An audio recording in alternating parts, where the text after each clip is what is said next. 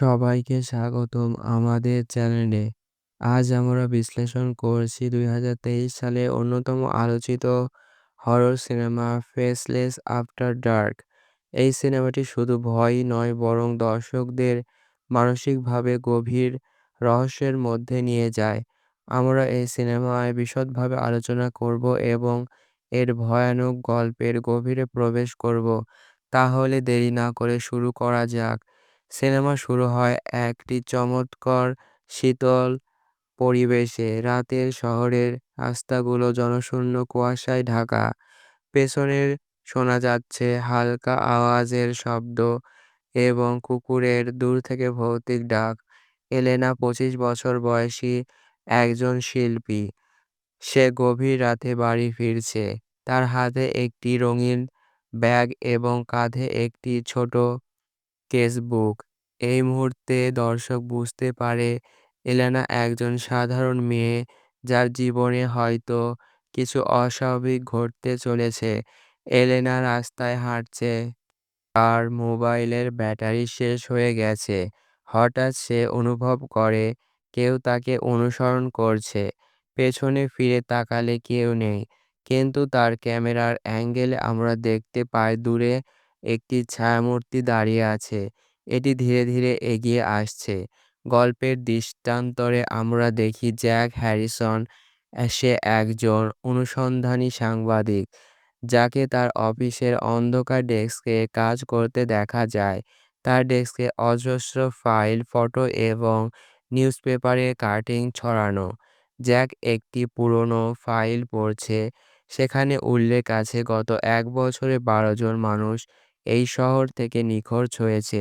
নিখোঁজ ব্যক্তিদের কেউ ফিরে আসেনি। প্রত্যেকটি ঘটনায় একটি অদ্ভুত সাদৃশ্য আছে।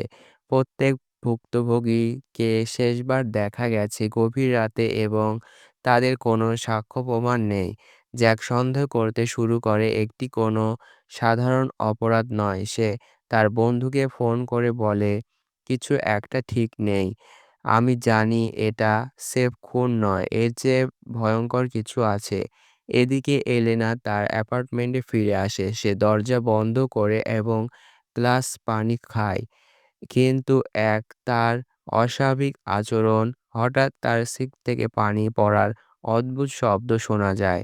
সে স্কিলের কাছ থেকে দেখে পানির সঙ্গে লালচে একটি পদার্থ মিশে রয়েছে।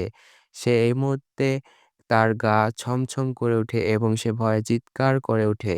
তখনই পুরো ঘর অন্ধকার হয়ে যায়। অন্ধকারে তার একটি ছায়া দেখা যায়। ছায়াটি ধীরে ধীরে এগিয়ে আসে এবং হেলেনা চিৎকার করার চেষ্টা করে, কিন্তু কোনো আওয়াজ বের হয় না। হঠাৎ ছায়াটি এক মুহূর্তে উধাও হয়ে যায়।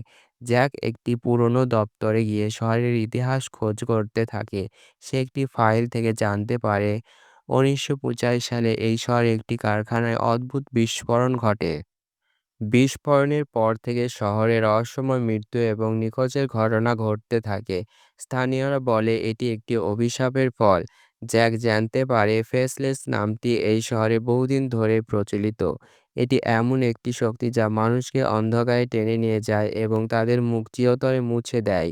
এলেনা, তিনি প্রথমে ভয়ে ভীত ছিলেন, হঠাৎ এক অস্বাভাবিক আচরণ শুরু করে।